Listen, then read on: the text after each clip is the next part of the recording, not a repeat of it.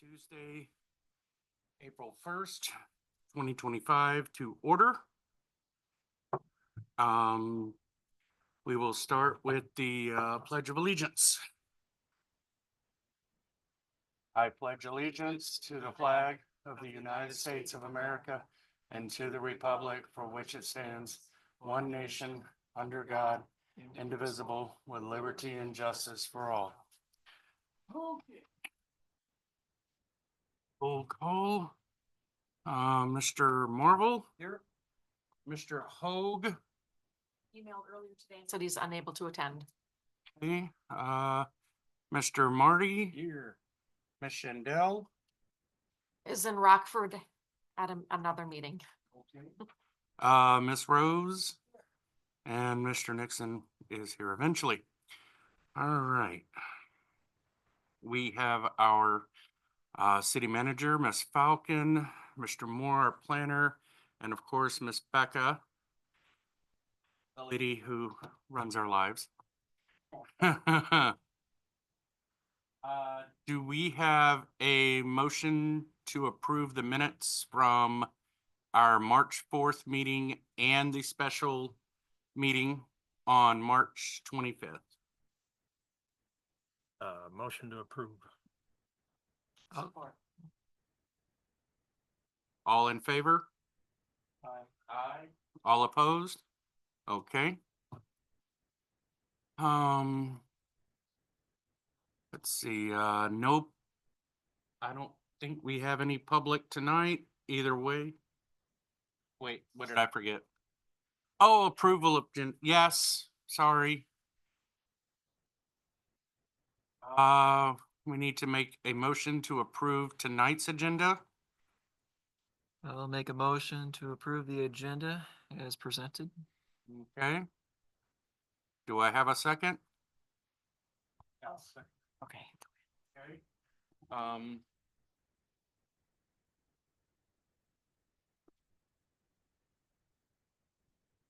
To approve the agenda, please signify with aye.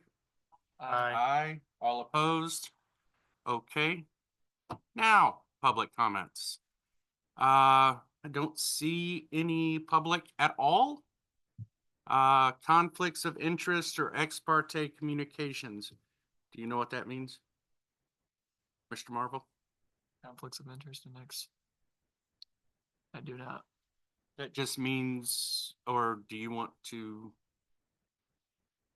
Kind of similar to city council. And if you have involvement in any of the things we're going to discuss tonight, you would divulge that now, or had any conversations with developers, but there's no development on the agenda tonight or stuff like that. That's just it. So every time we come up on this, you'll see that. So that's all it is. Yeah, thank you. Mm-hmm. I just want to make sure, because that was a tricky one when I started, so I want to make sure you knew that one. All right. No public scheduled hearings. Site plan reviews. Ooh. Technically, this is not a formal site plan review for you guys, but I did put the picture in the packet, gave you a little sneak peek. And I do have a proposed site plan that I wanted to share with you. So you did see the picture. I did see we got new signs up. Yes, so many people still think that's the Rowland building. So, said, no, that's city owns that. Oh, that's the front. We're gonna have the entrance off the front. Yeah. The garage door now. Yeah. Okay. So you'll walk in there, to your left will be the reception counter, utility billing, where you come in to pay your bills. Offices will be all along that wall, the east wall of the building. On the west side of the building is the city council chambers, much larger room than we're currently in now. Public restrooms in the corner. And then kind of in between all that, you have a larger conference room and then the break room in the middle. And then that whole section in the back is all for the Public Works Department. All of their tools and lift and all of their vehicle storage. Um, yeah. Is it big enough to get between the tractors and the trucks? Yes. Oh my goodness! I don't have to suck it in anymore. Door's a little bit wider because our main plow with the underbody scraper will not fit in the doors that are there now. Yeah. So we'll widen the one door and then we'll make another door on the west side of the building, like an entrance and an exit. West side. Oh, okay. All right. This yet? Bid? When the Construction Simplified submitted their RFQ, they had a projected budget of 3.1 million. So we put right in the details, 3 million is our budget. This has not been shared with city council yet, so you don't spoil it. I think as of tomorrow, we'll know for sure if this is our final site plan, our final floor plan. Right now, we have like mechanical engineers, electricians are making sure like where the mechanical room is in the back. Everything will fit in that room and then it'll be piped through above the ceiling, all of our pipes and wires and whatever. Yeah, so I think it'll work. Very nice. Ask you about something on this. Will all be open up to the ceiling and you'll see the whole first beam of the roof structure. And then like in the council room, you'll see the bottom of the beams and then the ceiling tiles will go up to the bottom of the beam. So you'll see that in the council room. I thought that was, yeah, I didn't even know you were gonna do ceiling tile. we need to do something. It's too much to heat Yes. all the way and cool. Okay, I forget. Reception area, is that gonna be like here, so some nutcase doesn't jump over the, There'll be a, kind of an, like we have out front here, the counter. And then nobody can get behind that counter unless you're let through that side door. It'll be a full door, kind of like we have here with keypad. between the people or, I don't know if we'll move the screen that we have here or if it'll be open. Kind of have to wait and see how it feels. So DPW actually took a paint can over there and kind of marked off where the different rooms were. So staff and I went over there and actually kind of, we could see how it feels, you know, how big the offices are, how big the council room is. So it is a big building, yes. So it felt comfortable, it felt right. wonderful. Was. So on Muskegon, right, as you go up here to the light Yeah. and make a right, okay, right across from the dirt lot, where you go to the dirt lot to Yeah. the. Feed mill. Mhm, That was Olives. Okay. That's where we got all the good deals. mhm. And then they're gonna turn that into the city hall and the public works. Because this poor garage back here is. To the White Pine Trail. Art Deco style building. Yes. And it's already fenced and everything. Okay. Which, ask you about fencing later. So, anything else on that? No. It looks good. I didn't know you were gonna do the front entrance there. That looks really nice. I mean, that's, you know, visible from Muskegon Street. That's kind of the front of the building. That, And bringing back all of those windows, that just amazes me. it's not all there. They're boarded up with smaller windows on the interior, just really small windows, yeah. Would be cool. All that daylight in, the sunlight from the east coming in the offices. Very nice. Road commission building, so yes, so it goes from road commission to Rollins back to DPW, yep. Full circle. That's awesome. Plus, there's a big chunk of property that maybe someday we can build a parking lot in for the park and the football games and all that. Maybe someday. You mean where the house was? I don't know. That's a really nice green lot. I don't know, Rose. I really like that green lot there. There's still a lot out there, No, but I really like the green lot. but So yes, I like it. I hope city council does too. I know y'all are doing a lot of work with it. I am excited. Very exciting. Thank you. Anything else on the new city hall? No? Okay. Other business, I see short-term rentals, zoning and regulatory. That be Mr. Moore. Yes, please. So, Briefly talked about this last month. So we sent both the drafts, the regulatory ordinance and the zoning ordinance that we had worked on to permit and regulate short-term rentals. We sent them to the city attorney. We spent quite a bit of time working with him over the last several weeks. He had a bunch of changes to it. Some of them substantive, some of them not. So we'll go through some of those tonight. And we just basically wanted to get this back in front of you because we had made a bunch of changes. We don't want to send something to the city council that doesn't look like what you had originally recommended. Starting with the zoning ordinance, which is on page 10 of the packet. It's the first one that has all of the red lines on it.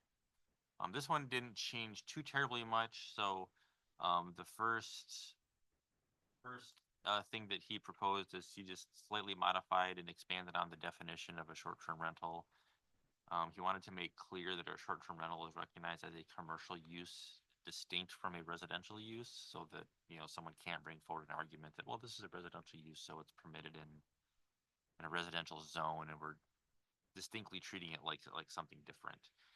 And then he also added kind of some additional clarity under that, where it talks about the things that are not considered short-term rentals, and it's kind of hard to read through it, but basically he just added a bunch of exceptions that normally come up when people are selling property or when it's being transferred from person to person within the same family and stuff like that. So to me, that's not anything that's particularly substantive, but it is something that he wanted to clarify. In sections 2, 3, and 4, one of the things that he did suggest is that in the regulatory ordinance originally, we had some provisions in there that required that the exterior appearance of the dwelling have a character similar to that of the zoning district, that it not have additional impervious surface, and that they shall provide parking. Those items he felt should be removed from the regulatory ordinance and put into the zoning ordinance. So what's listed in sections 2, 3, and 4 on page 2 of the amendment aren't things that weren't addressed before. They were just addressed in the regulatory ordinance, and so we moved them from there into zoning. And then on the next page, section 5, we added a reference to, in the parking chapter, same thing there. There was a section in the regulatory ordinance that required a certain amount of parking. So we moved that and added it to the table in your parking chapter in zoning that requires a certain number of spaces for various land uses. We just added a row there for short-term rentals. That's one space per dwelling for the first 2 bedrooms, then one space for each additional bedroom thereafter. So again, it's just moving it from regulatory to zoning because that's where we thought was going to be the best fit and the best way to handle it. So the zoning ordinance is now a little bit longer. just because we moved some stuff from one ordinance to the other. And that's pretty much it on the zoning side. We did hold a public hearing on this already. I don't think that you need to do it again because the overall effect isn't that different. But it is something that we wanted to bring back in front of you, so at least you knew kind of what we did, and so it looks like something that you would recognize. So you guys have, are there any questions on the zoning changes that are in here that we suggested? Of course, y'all know I'm against having it in the R1. And this is why. Short-term rental is recognized as a commercial use,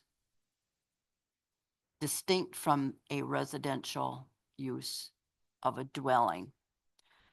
And I'm not comfortable with putting that in a R1 zone. It's a business.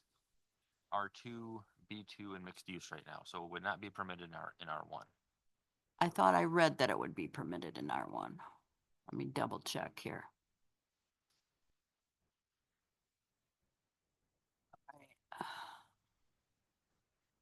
Yeah, if you look at above that, Ms. Rose, it says an ordinance to amend the zoning, short-term rentals by right in the R2 single family and two-family residential district in the B2 central district and the mixed use. It's single family, so that's my mistake, sorry. You're fine. Just, But it's going that way.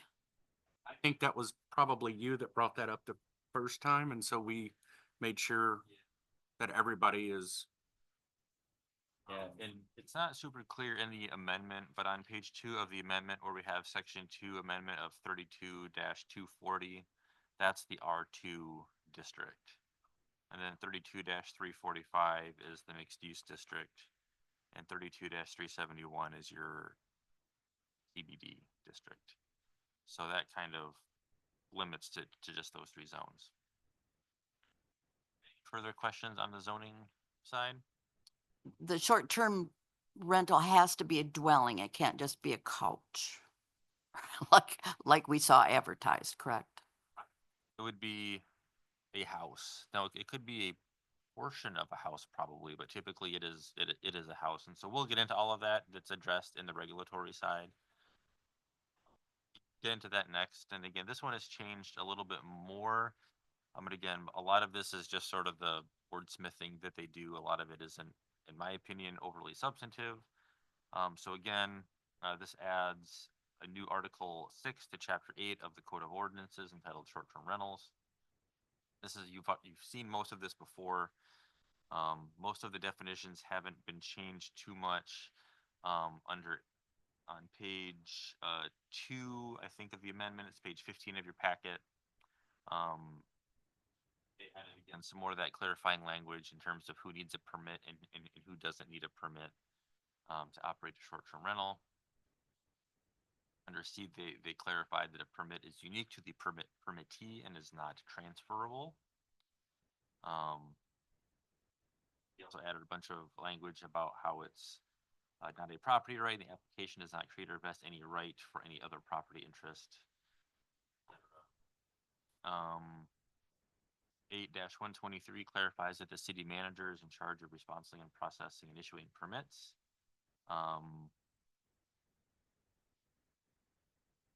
What else?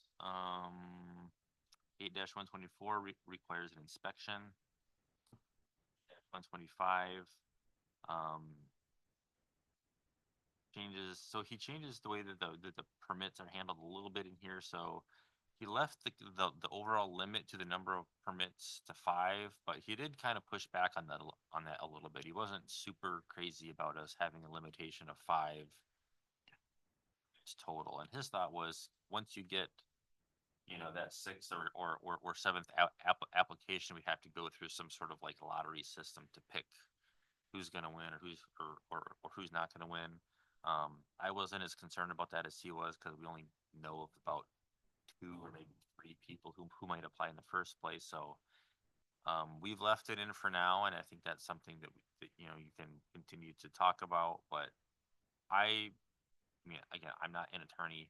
But I was comfortable with the 5. If we get to a point where we're getting that 6th and 7th and 8th application, then the city council could certainly consider amending this ordinance to increase that from 5 to 10 or something like that to accommodate a few more people. And if we need to, like if every year we're getting 7 applications, and we have to have a way to sort of sort through and pick who's gonna get a permit and who isn't, you know, we could always amend this at that time to include some kind of a lottery or selection rationale, whatever that looks like. Um, but you know, the key here is that we want to make sure that there's a fair process for everyone, so we can't just arbitrarily pick winners and losers or say, oh, well, you have a nicer house, so you get one. Or you don't get one, your house is bigger, whatever it is, it's got to be fair and equitable. So, I just want to make you aware of that again. For now, it's in here and it's left alone, but it is something that, you know, we could be looking at again in the future. Support more easily, just so they're not in the R1 districts. That wouldn't, Reason that we put the 5 in, this was it's like a trial period. And that's what we're doing. It's a trial period. So we just want to see what's going on. We get our feet wet, and then once we figure out, okay, so there is more need for this, then we can come back and look at it. But as a trial period, And this would accommodate the, I think, 3 that we have right now that are listing. One of them is in R2, and I think the other 2 are in the downtown, if I remember correctly. So this accommodates what you have. It allows for a couple of more, but it does limit them from proliferating farther than maybe you're comfortable with at this point. And, you know, to that effect, you know, to your point, you're exactly right. If everything's great and you want to start to allow a couple more, maybe you can open it up further to more permits or more zones, and we can come up with something else. Under the short-term rental regulations, so under a couple things that I wanted to draw your attention to under 8-126 subsection B1 under occupancy. So there they basically advised that we limit the number of occupants to whatever is permitted under the International Property Maintenance Code. But then also, they cannot advertise more than what they can accommodate under the IPMC. That was something that they felt like that we should put in here. So even though your IPMC says 8, they don't want them advertising for 10 or 12. So that addresses, like, you know, people sleeping on the floor and couches and all this stuff, because those aren't going to qualify as bedrooms under the IPMC. Under that code, there's specific square footages that are required for bedrooms, and they have to meet certain criteria. So the city has adopted the IPMC, and so that allows us to kind of tie those 2 things together and, you know, limit the overall density to something basically no more dense than you would allow for any other residential use.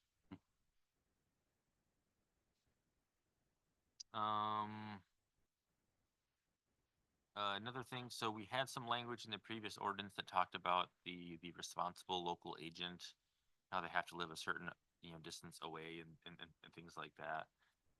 So what he proposed here is to add some language about an operator. And so it just says that the operator, or the short-term rental has to have a current operator on file with the city. That may be the permittee or an individual who is a state licensed real estate broker under the state occupational code. So they felt like we should tie this to either the owner or a professional. okay.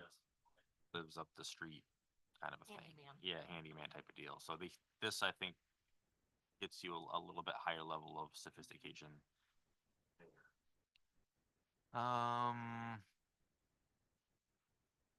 We did leave in the language about availability, so they have to be able to accept phone calls, be on site within 30 minutes, etc. Notice about policies and practices, so trash pickup, property boundaries, parking spaces, and all that. Just basically educating the occupants about what the rules are. And the last thing that I think we wanted to talk about a little bit maybe was the enforcement side of things. So right now, under 8-127, subsection B, this is the same between both ordinances. So right now, if there is a possible revocation by the city, that would happen after a hearing in front of the city council. That isn't something that we have to do, and our esteemed city manager here is maybe not super wild about that approach. That could be something that so that could be something that we just empower the city manager to do. And then if they don't like that, they could appeal it to, I think the attorney suggested the Construction Board of Appeals, because they're the ones who administer the IPMC. I suppose you could also have them maybe appeal it to the city council. I don't know. I don't know the Construction Board of Appeals is. I mean, typically they're looking at construction stuff, not things like this. So there are some other ways that we can handle that. I guess that's something that if you have any thoughts on how a potential revocation of a permit might be handled, if you feel like city council is the best option there, if we should just, vest the city manager with that authority, subject to appeal to some other entity, which would probably have to be either city council or the Construction Board of Appeals or some other specific board created for that purpose. I don't think we could do it in zoning because this isn't a zoning ordinance, so I don't think we could have like the ZBA hear those cases. We're a bit limited on what the options are for an appeal to probably those two things. And I don't know that we're gonna have a lot of appeals, but again, this could be something that happens if someone is a bad actor and they've had a bunch of violations and Darla says, all right, enough, we're done. Going through the city council process and scheduling a noticed public hearing for a revocation of a short-term rental permit might be, one, a lot of process, and two, it might cause kind of, you can probably say it better than me, but Word. yeah, so I guess I don't know if you have any thoughts on that you wanted to think about. I don't want to put too much on Miss Darla. So I don't want to, I mean, there's a lot that we put on her. And then if we turn around and go, okay, again, now this is on you to go out and, I don't want to put too much on her. And then now she's drowning. So I look to her and be like, because I have to look to her and be like, what do you think? Because I don't want to do this to her. And then she's over there like, really? Oh, if we tell a rental people, you just can't. there's something wrong with the rental property, we would call in PCI, do another inspection. If they fail the inspection, they can't use, it can't be a rental. But behavior's a different story. I mean, the code enforcer under IPMC issues civil infractions currently. And that doesn't get appealed to the city council. So I just thought if a place got 2 civil infractions, couldn't I just say, you're done? With that, then that's just fine. But like I said, I don't want to put, I taken the renter's appeal process away. Well, yeah, I mean, we'd have to ask him about that. We do have to, because typically there is, with a lot of these decisions or things that we do, there is some kind of an appeal process built in. So usually you want to have some relief valve if they don't like something that we do. So if it's in zoning, oftentimes they can appeal to the ZBA. Sometimes they know if you can't do that, but you have to go to appeal in circuit court. With other things, you can appeal to the city council. There's a Construction Board of Appeals for construction code issues. So that is an option here. I'm just thinking out loud here, can the city manager revoke their permit and they have the right to appeal to the city council? Yeah, so that could be an option, yes. option right there. Yeah. I think it makes the process go really quick if, Yeah. and Darla's absolutely fantastic, Well, and she's right, they should have the right to appeal. But then Yeah. again, not trying to throw the city council in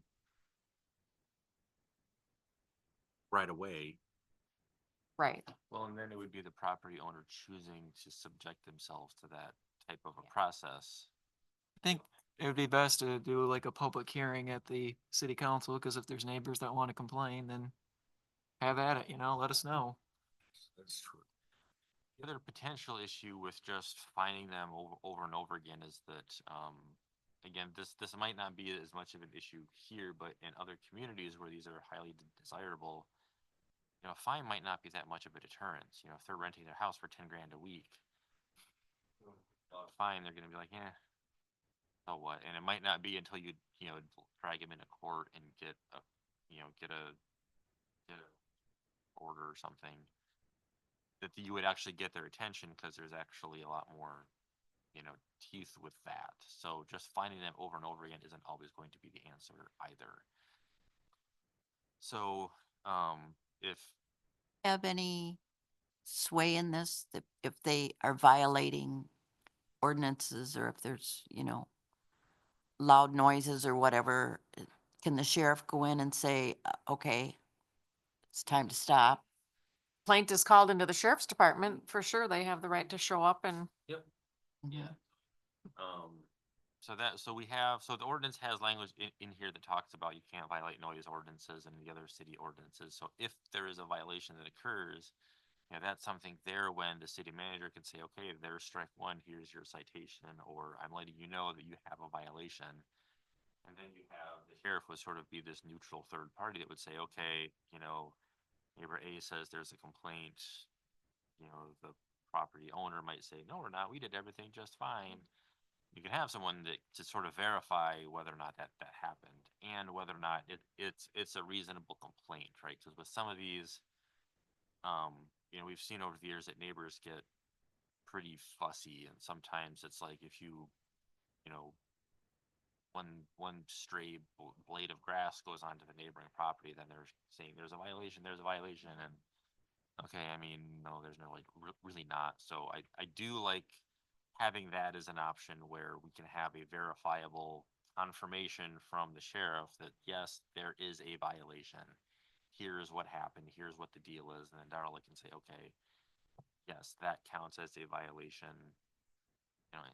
Then if you have more than two in a year or whatever the time frame is, then that can trigger that revocation and potential appeal process to the city council.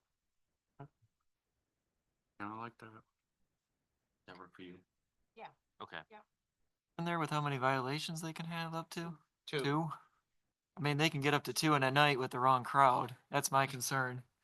I mean, Oh. these property owners are, I think, great people. And Well, but I believe, and Ms. Darla might can correct me, but I don't think we have too big a problem right now with renters and all that. So I don't think it's going to be, because this is me, because we are so far from Grand Rapids that everything happens down there. By the time you get here, you're, crashing, sleeping. So I don't think we're gonna have that problem because we're not close to where anything is. That's me though. That's what I'm thinking. yeah. And again, like you said earlier, it's a big trial process. Yeah.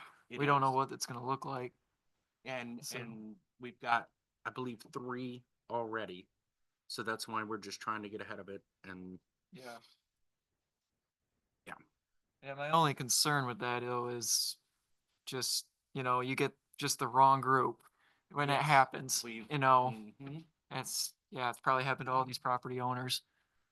They don't mean it at all. It's just you get a bad apple in the crop sometimes. And that's where we have to turn it over to the sheriff.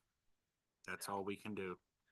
There is some discretion here. So the way this is drafted now, it says the city may revoke a permit if there have been 2 or more municipal civil infraction determinations concerning the maintenance or condition of the dwelling unit or the owner or operator's failure to comply with the article.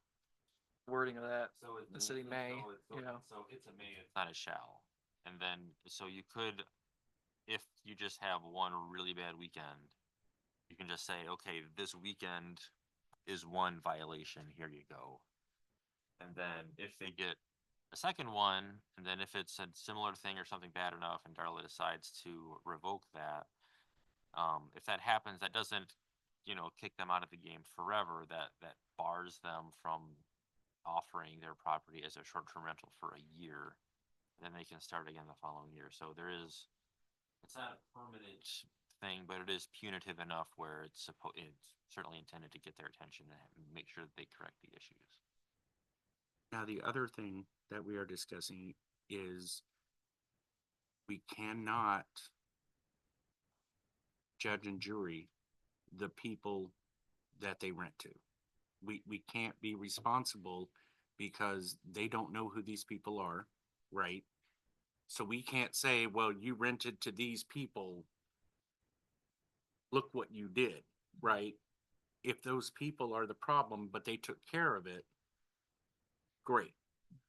But we can't, say, well, because a lot of these property, you don't know who you're renting to.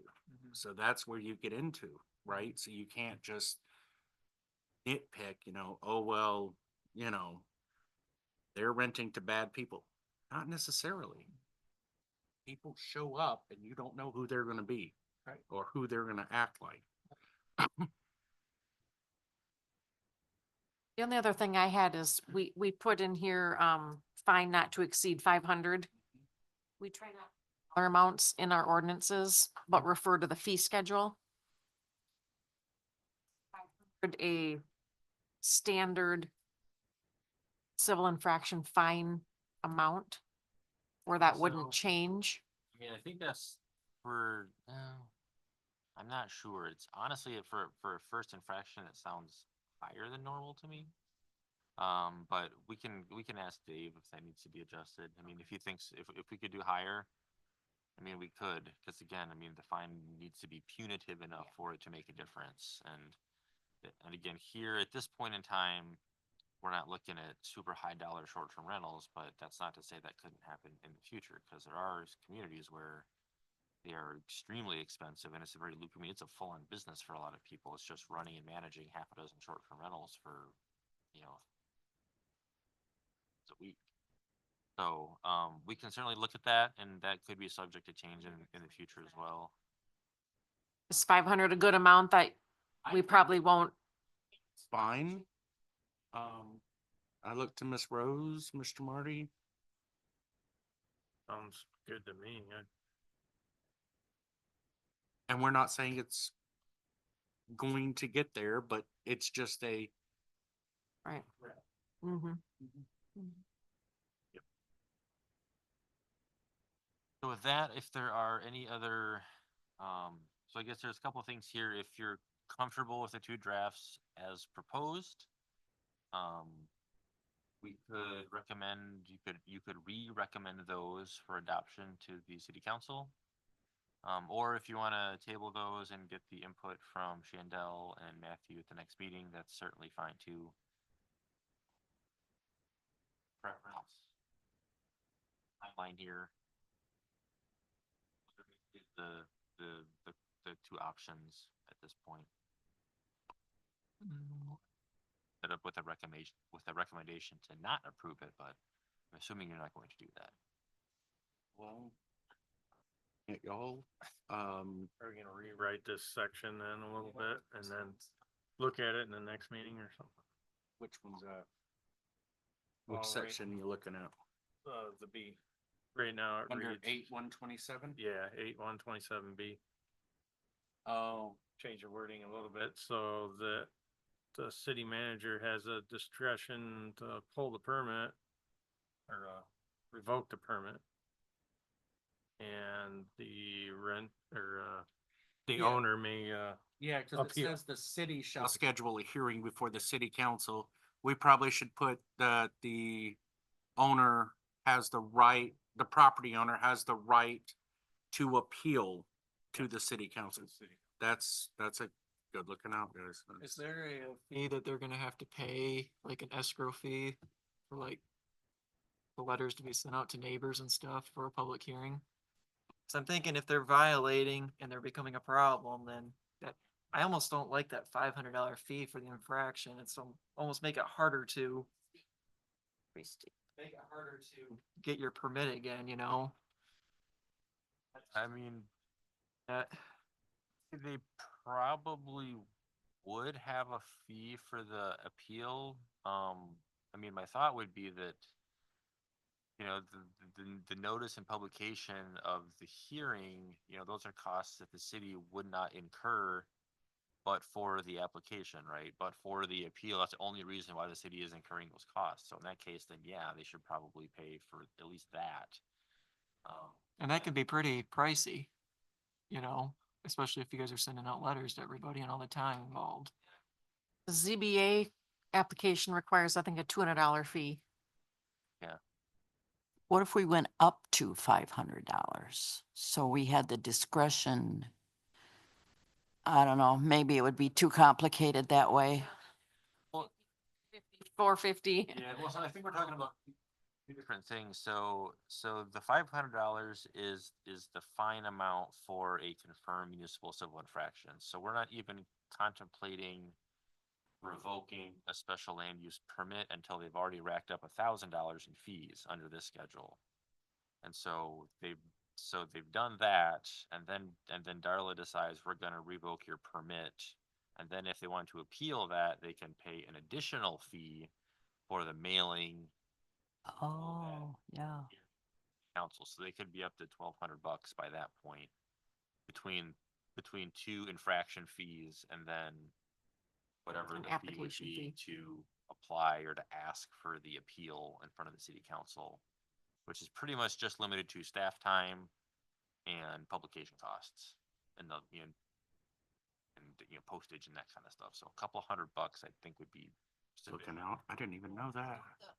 Juana, when we determined at council what the fee would be, I think we had a limit of 500 or 400, and we only charged them like half of that because it wasn't a horrible infraction. But, you know, still we had to make sure that they remembered to get their licensing in on time. Wasn't anything intentional, and that could be part of the deal. It could have been just an accident. Maybe their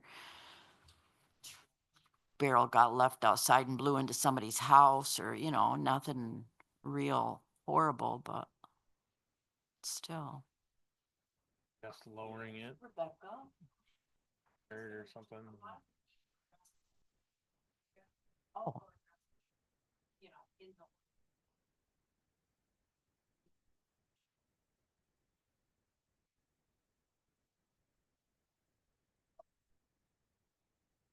Yeah, I think that approach makes perfect sense.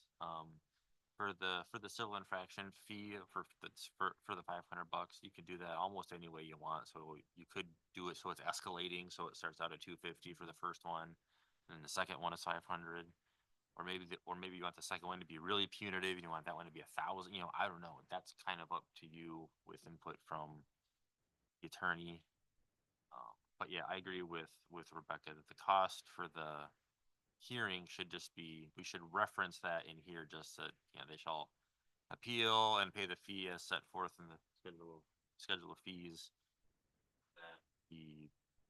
That the fine in here, we can ask Dave what his recommendations are, maybe. I'm assuming it's $500, but you might have some other suggestions as well. Yeah, I didn't even know about that, so looking out. I didn't, Yeah, I'm just, oh, and I'm not on the council. I don't think about that stuff. yeah, I had to do it in another township. Get that section revised and then have a draft back to you next month. That's good. great. We'll table this, till next month. That's just fine. And we'll have Shandell and, Matt hopefully back with us and they can give us, cause it would be good. And I want to make sure that, you know, everybody has a say in it because this is something we've been working on and,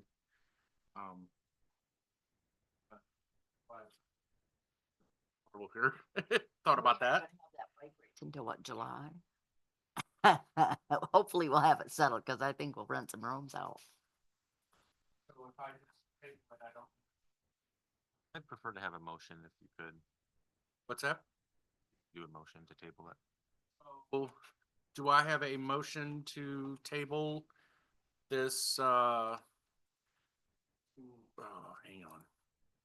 A motion to table the short-term rental agreement till next month? Motion, or I'll make that motion. Alrighty. So, we have a motion on the table to, table short-term rental. For approval, please signify with aye. For non-approval, please signify with nay. Approval? Aye. Not approval? Okay, we will table that till next month. Ready. Next on our list is the master plan. As promised, you have a entire master plan in the packet, a draft. So this, as we talked about last month, this is kind of a, compilation of all the things that we've presented and been working on over the last several months. So the plan is kind of broken into, several sections. So on page 22 of your packets in the table of contents, section 1 is the introduction. It just provides kind of a basic overview of the plan and the planning process. Chapters 2, 3, 4, and 5 are all that kind of section on background information. So the demographics of the community, age, population change, things like that.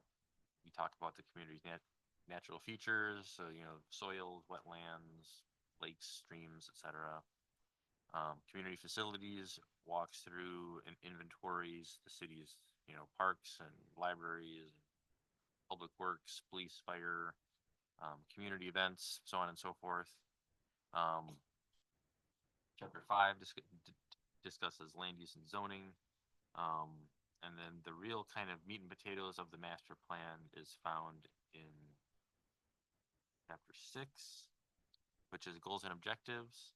So that one we went through maybe 3 months ago, where we set forth kind of these broad goal statements, and then underneath each of those, we have a series of objectives that are these milestones on the way to accomplishing each of the goals. Those are found starting on page 45 of the plan.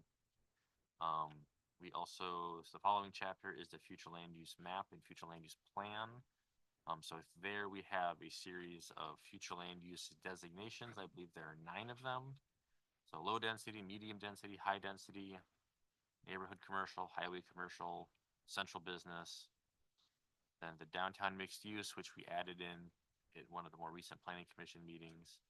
The public and institutional area, and then light industrial designations. So each of those sort of correspond to any rezoning districts.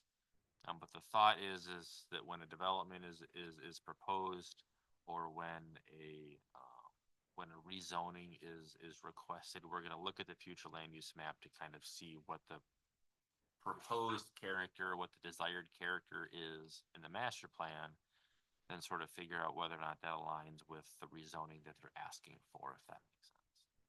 That's kind of how we use the future land use map and plan.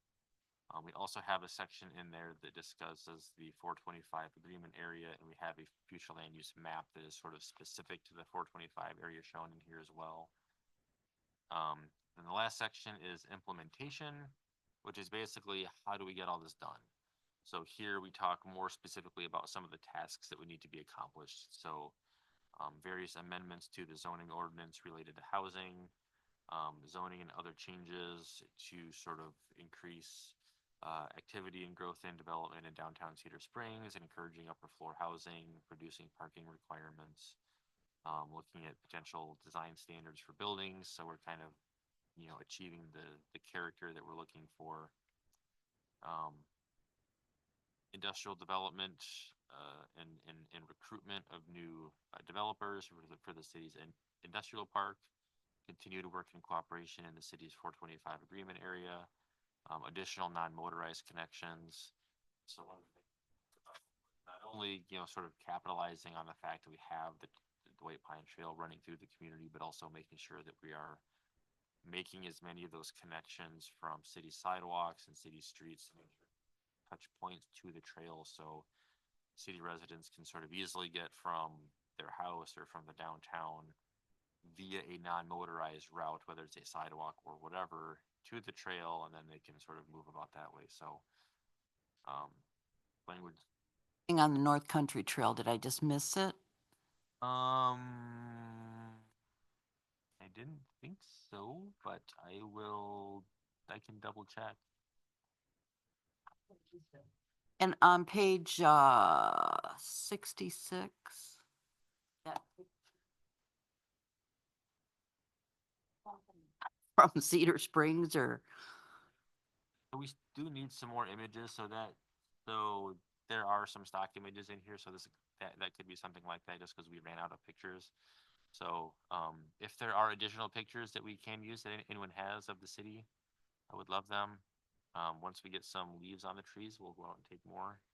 In this, pretty ugly, that picture. I'm going like, geez, where'd that come from? we'll continue to kind of swap those out as we move along. Pictures they're really nice. But North Country Trail, if we can squeeze that in there someplace.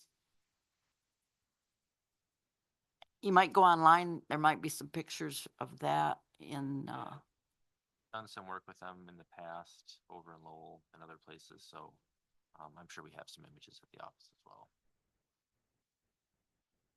I'm not quite sure how they're gonna go around the development. I've been kinda gonna walk that and see what's going on. Beautiful back there, but what's gonna work? Plan time, there is not any, this is just here, I mean, this is a lot to read in a week. So I would encourage you, I think, over the next month to go through the plan.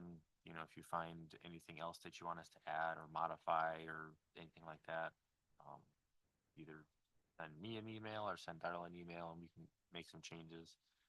Eventually, probably next month, what we'd be looking for would be a motion to send it to city council for distribution of the draft. Council has to take an action, and then we wait for 9 weeks for neighboring jurisdictions to provide some feedback on that. So there's a long adoption process that we have here with these documents. Actually have to look at their plan, their master plans before we go any further, or no? You don't have to, I mean, that's something that we kind of do anyways, just as part of our process, and that's why we have this distribution step in there, so that each of the neighboring jurisdictions can get it, then review kind of what's going on, not only within the city, but more specifically at the borders that are relevant to them, and they can say, okay, well, you know, we have all this residential planned here, and you guys are planning a high intensity industrial, you know, concrete crushing facility. Maybe we should have a conversation about that. So that doesn't happen very much. We typically don't get much feedback from neighbors, but that is why we have that step in there. So that'll be going out. So that'd be going out in days. And also, we are still planning on this month in April. We'll present the draft to the community as well at the event at the school, right? Yeah. Community Yep. night. Yep. So we'll have some boards there set up that show the future land use map and some of the policies and direction of the plan. We'll gather some additional feedback at that point. Through the council, are you gonna have this there too? Oh, that'd be awesome. Okay. Yep, we'll be ready for that. So when we get to our meeting in May, we'll have feedback from the public, if any, from that night, plus anything that you guys have provided us since then. And then once the weather is a little bit more cooperative, we can come out and get some additional pictures to include in the plan as well. Miss Becca, Can you, should I ask you about sending an email to the other members of the planning commission about, looking over the master plan for this month? Okay. I just want to make sure that the ones who aren't here get the message that please look over the master plan this month, so next meeting, we are all good and ready to go. And any questions to email somebody, like Mr. Moore said, that would be good. I appreciate that. Thank y'all. Alrighty. Is that it for the master plan? Unless there are further comments or questions from the commission, yes. Looks like we have a review of our discussion from our joint meeting. I have a short list, but I didn't know if you guys that, so just a question, would you like me on behalf of the city to write a letter to either Kent County Road Commission or MDOT regarding the intersection of Pine Street and White Creek was talked about a lot, like this slow down, at least slow the speed limit down there as you come up the hill on White Creek. Yes, please look at this with this 168 apartments going in here, 2 exits. There's going to be a lot more traffic in that area. Yes? Wouldn't hurt. Say that wouldn't hurt. Yeah. Looking Slow the speed down. A 3-way stop. The trucks just can't stop in the winter time on that hill, Yeah, I'm So- not too sure. Yeah, you're probably, and they can't get started. back you're up. probably right on that one. Yeah. Mm-hmm. Yeah. So, I forget how big the hill is to your coming yeah. south. Doesn't seem so bad going north, but coming south, yeah. I mean, I've got a question about that. I think if everybody on the council, everybody in the planning commission, everybody in Solon writes into MDOT, like, let's do a traffic study here, you know? I guess, yeah, I like the idea of you writing a letter, but like, maybe, can we all sign it? Or like, I just feel like the more you gotta like, you Yeah. gotta bother them, you know, before they start doing something, Yes. Yes. so. To Sergeant Paulson regarding all of this as well. He's the sergeant for Cedar Springs. And he said, yeah, whatever, he can run it up his chain too at at Kent County on behalf of the city. If they wrote a letter as well, if we wanted that, he would look into that. That would be, yeah.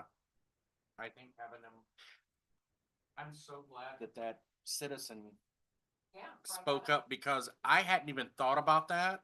And then all of a sudden he brings it up. I'm like, oh, I didn't even think about that. Okay, I can work on that. So anything west side of 131 jurisdiction, so I mean, I think we leave that alone for those folks at the time. I liked the, you know, should our signage be more cohesive? The example was O'Reilly's and the storage units. I think at a minimum, I could our current sign ordinance to commission just for information. If they wanted to share theirs with us, we could kind of cross-reference and see where changes could be made. You know, it's kind of a start. The sign ordinance, they mentioned O'Reilly's and the storage units are like not consistent size and whatever. They mentioned the gutter system too on the roads. We use 2 different engineers or something like that. Are them, because that's they don't have water and sewer, so that's up to Solon Township. O'Reilly's is part of the city because they're hooked up to our water and sewer, so O'Reilly's went by our sign ordinance, the storage units went by their sign ordinance, and they're not. Yeah, and that one member made that comment, like, yeah, we need to do something about that. And I think we all agree with that, but like, how do we, that's a good question. How do we? We send our sign ordinance to them to review. And then ask them to share theirs with us. You go back and forth with, well, if we change this to this, or would you entertain changing yours to this? So we're kind of more cohesive. I think it's, yeah, if they don't want to look at it, okay, okay. Uh,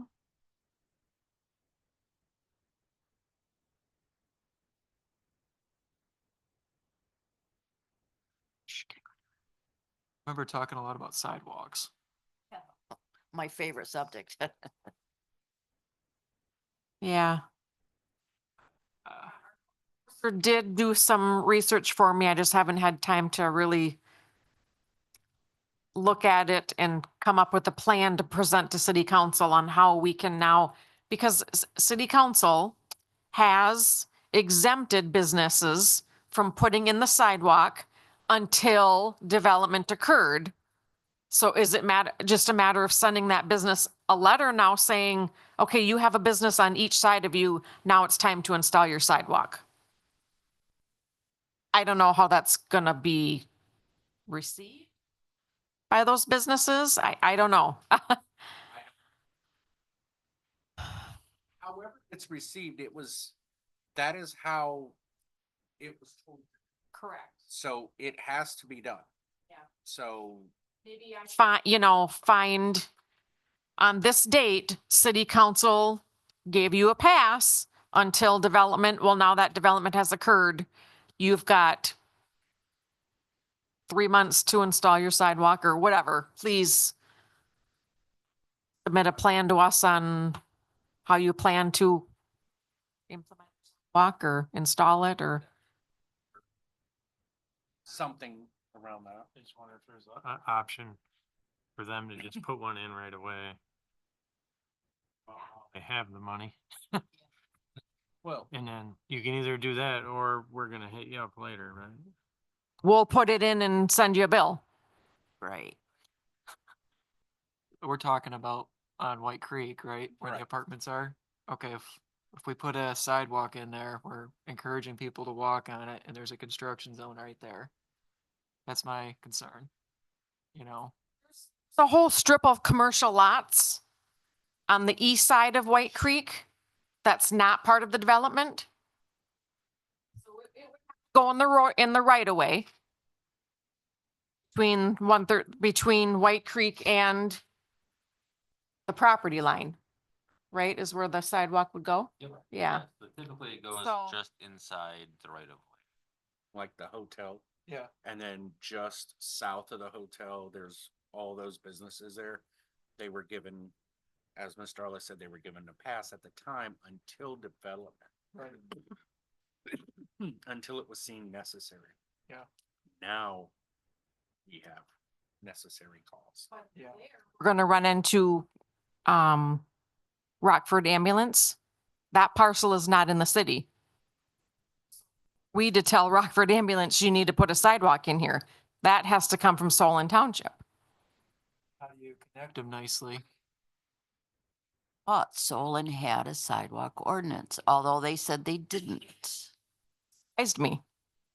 I think I'd look it up just to be sure. Before we send word out that sidewalks need to be implemented, I think we need to figure out, does Solon have a sidewalk? Yes. Mm-hmm. B, I think just like our sign ordinance, we need to look at if they have a sidewalk ordinance, we need to look side by side with ours and see how they butt up, because then we would have the same problem, I think, with the signs, as in, concrete may be different, the size, the width may be different and all that. Yeah. So we need to look at that before we go and implement. Okay. Now, here, and this is a question. The sidewalks that are going in out there, is it going to be the business's responsibility to clear those? Okay. All right, I'm just double checking, because the city goes, down 17 all the way to, they don't do that anymore? Haven't in several years. The only thing the city does just recently is from 17 Mile to 18 Mile, Main Street only, and the DDA pays for it.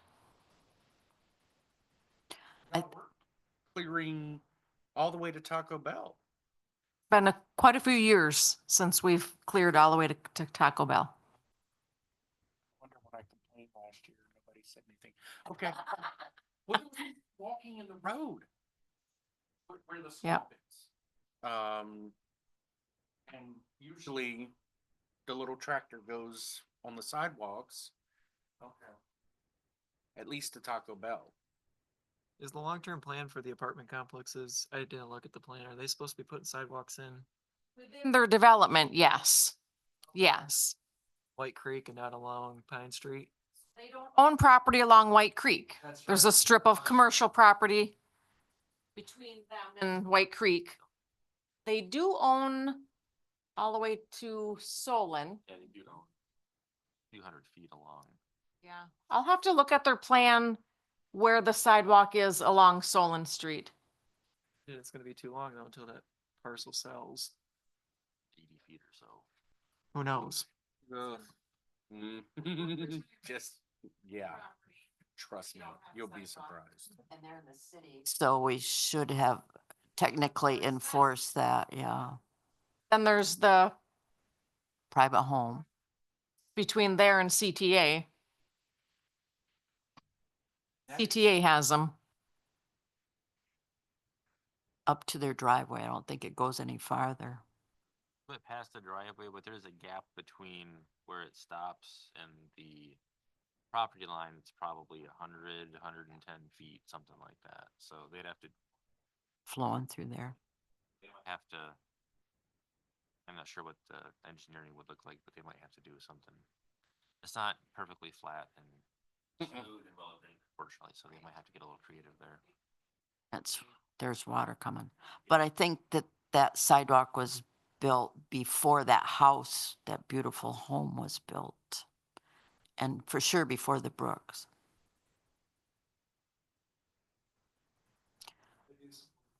Mr. Nixon's idea though, like before we send anything, I think we need to look at Solon's.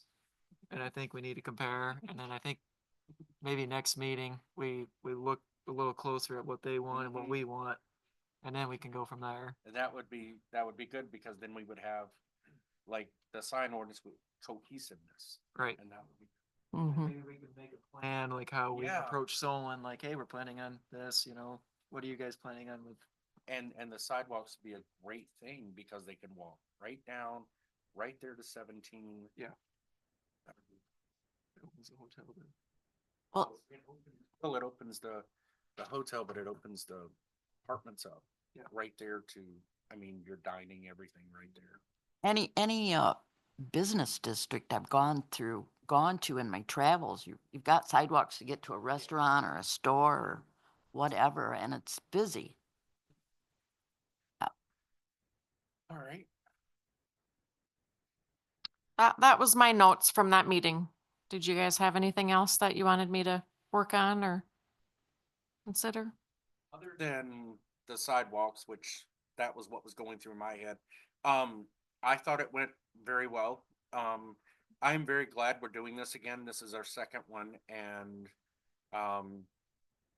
more knowledge for both communities is a great thing.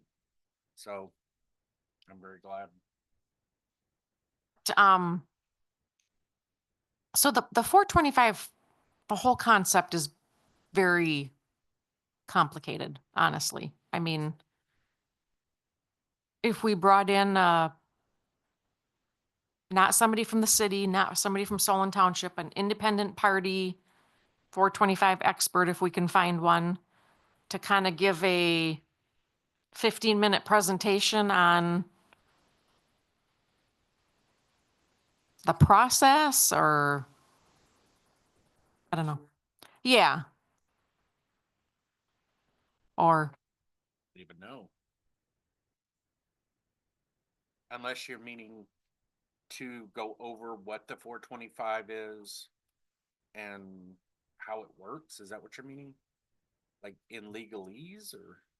I mean, like, I want it to be in, you know, I mean,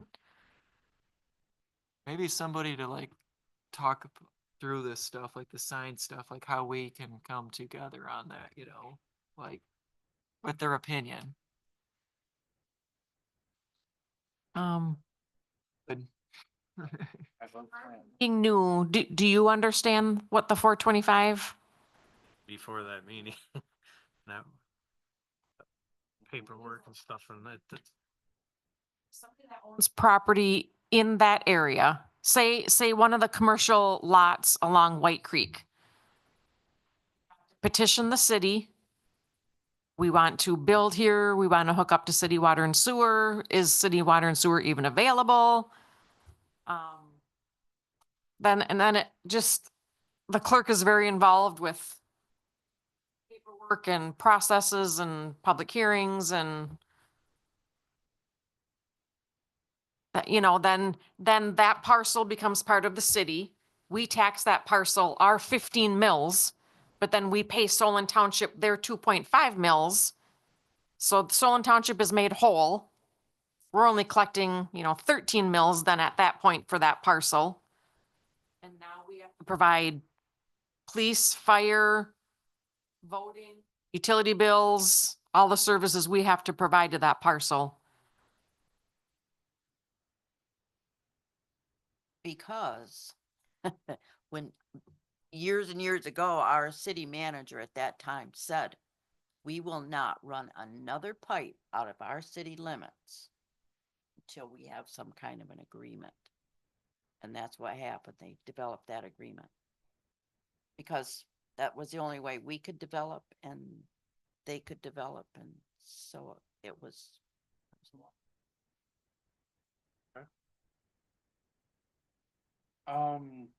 Yeah, I mean, We can think about it. I was just gonna say, we'll have to think about it and figure out what we want, but yeah. I like that we're meeting, but is there a goal? Are we accomplishing what we want to accomplish? What is our purpose of meeting? Just to meet and talk about current events, or, you know? And right, that we are not master, it's in the 425 agreement that we have to meet. The intent of the joint meetings, I think, is to do a lot of what you're doing. So when you're talking about cohesive signage and building sidewalks and all that stuff, like that is why that is in there. And the whole purpose of the agreement, right, is that, you know, the city has a leverage of when we extend utilities or bringing you into the city so that we capture that substantial increase in tax revenue instead of just extending our services out at our expense and then letting someone else reap the economic benefit of having that development in their jurisdiction. So Solon keeps their 2.5 mills, which is basically the same increase they would get otherwise. The city captures the rest. But to your point, you know, it's almost worth thinking about the analysis of, does the revenue that you get from bringing them into the city actually offset the costs that you're incurring by bringing them in? When you're talking about sewer bills and water bills and police and fire and like, I don't know, but I mean, theoretically, there's a point where it's not worth it anymore, where you're extending that out there. And even though you're bringing them into the city, you're bringing on more expense than you're gaining in tax revenue from that development being there in the first place. So that's maybe the larger, more existential question that could be asked at some point. In terms of the meeting, I actually really like the discussion that you're talking about with respect to signage and landscaping and sidewalks. Because I think both of those are really important. And we can even look at, you know, if we wanted to think about a sort of a bigger bite at something like signage is just adopt a single, like have each community adopt the same sign standards just for property in the 425 area. So if somebody develops something in that area, whether they're in the city or if they're in the township, we'd say these are the standards. And you would both have the exact same set of standards. So I think that's kind of what you're getting at with sort of sharing that back and forth. You say, how far apart are we? We're just talking about, you know, some square footage differences. Okay, we can fix that. But if there's really wide differences, then maybe that's something that we need to look at a more, you know, holistic approach where we're looking at like an overlay for signage or whatever. Kind of same thing with sidewalks. I think that kind of coordination is going to be really important to make sure that we have a cohesive network that doesn't start and stop with different materials, widths, and all this other stuff. Because someone might say, "Eh, like I don't care about a sidewalk, but like, you know, a bike path would be fine. And maybe that's asphalt and 6 feet wide." And the city is building 5 foot wide concrete sidewalks, and so I mean, it's just that's not going to work, right? So we have to think about all of that. So. That's why I think us meeting together is important, that we understand each other and our goals. I mean, the first thing that was brought up was the stop sign. And I didn't even think about, and immediately, you know, okay, now we both have a joint agenda here with this road, with this stop sign, and then it goes from there, you know, this is our joint agenda. It's this road, it's this, and so it's a good thing that we have these meetings.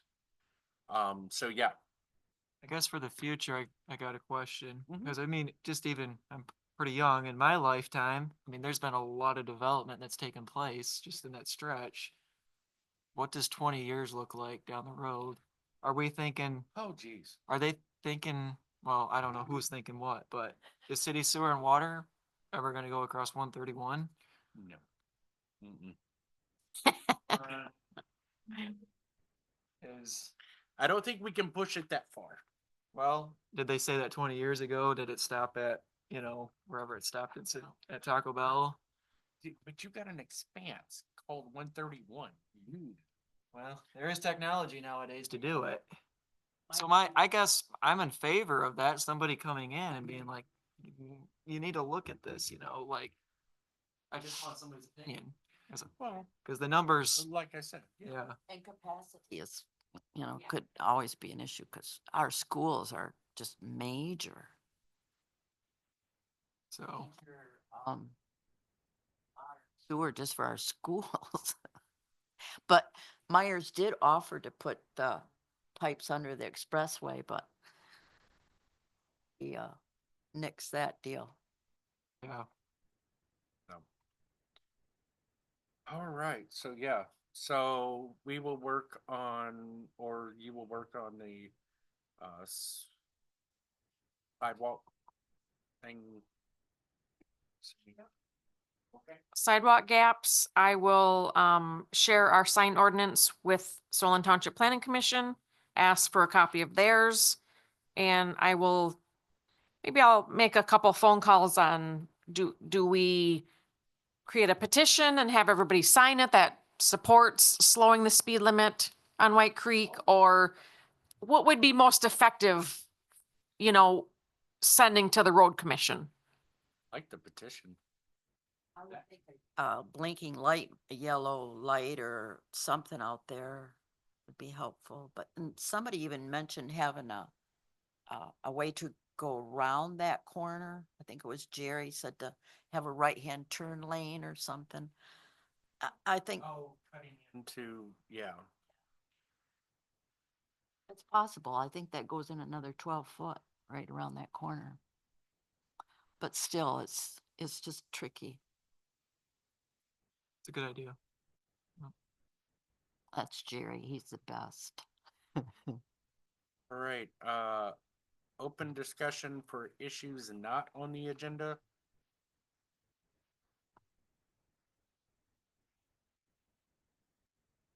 I think the last thing we got is our correspondence or 2025 calendar you can look at and just remember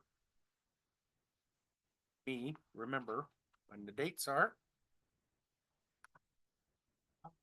Projects.